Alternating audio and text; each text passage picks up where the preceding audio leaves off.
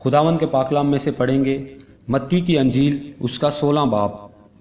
پھر فریسیوں اور صدوقیوں نے پاس آ کر آزمانے کے لیے اس سے درخواست کی کہ ہمیں کوئی آسمانی نشان دکھا۔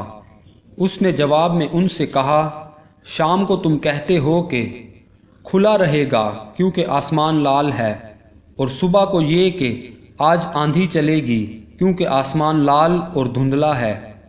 تم آسمان کی صورت میں تو تمیز کرنا جانتے ہو، مگر زمانوں کی علامتوں میں تمیز نہیں کر سکتے۔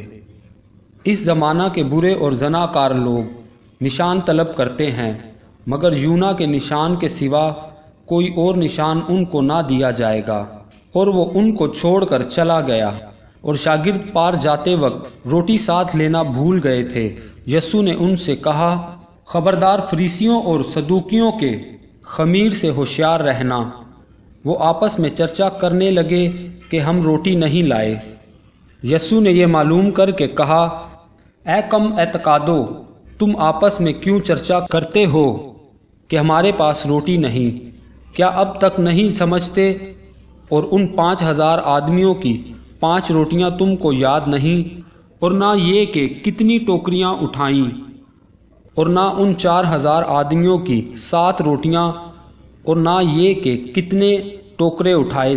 کیا وجہ ہے کہ تم یہ نہیں سمجھتے کہ میں نے تم سے روٹی کی بابت نہیں کہا؟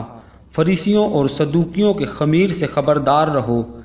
تب ان کی سمجھ میں آیا کہ اس نے روٹی کے خمیر سے نہیں بلکہ فریسیوں اور صدوقیوں کی تعلیم سے خبردار رہنے کو کہا تھا۔ جب یسوع کیسریا فلپی کے علاقہ میں آیا تو اس نے اپنے شاگردوں سے یہ پوچھا کہ لوگ ابن آدم کو کیا کہتے ہیں؟ انہوں نے کہا، بعض یوحنا بپتسمہ دینے والا کہتے ہیں، بعض ایلیا، بعض یرمیا یا نبیوں میں سے کوئی۔ اس نے ان سے کہا، مگر تم مجھے کیا کہتے ہو؟ شمعون پطرس نے جواب میں کہا، تو زندہ خدا کا بیٹا مسیح ہے۔ یسوع نے جواب میں اس سے کہا، مبارک ہے تو شمعون بر یونا، کیونکہ یہ بات گوشت اور خون نے نہیں بلکہ میرے باپ نے جو آسمان پر ہے تجھ پر ظاہر کی ہے۔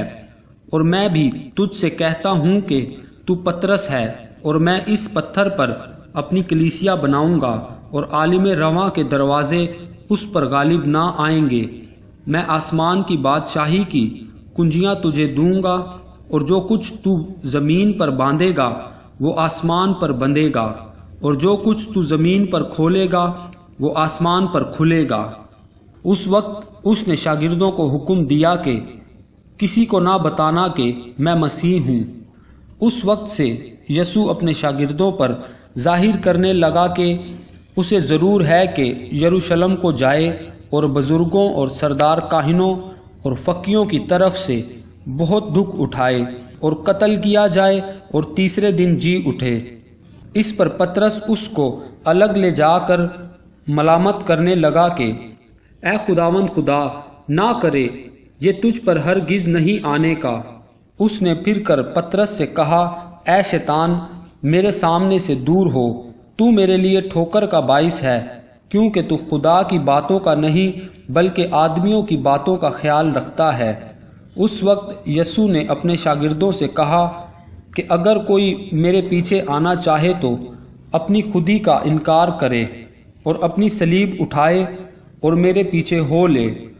کیونکہ جو کوئی اپنی جان بچانا چاہے اسے کھوئے گا، اور جو کوئی میری خاطر اپنی جان کھوئے گا اسے پائے گا۔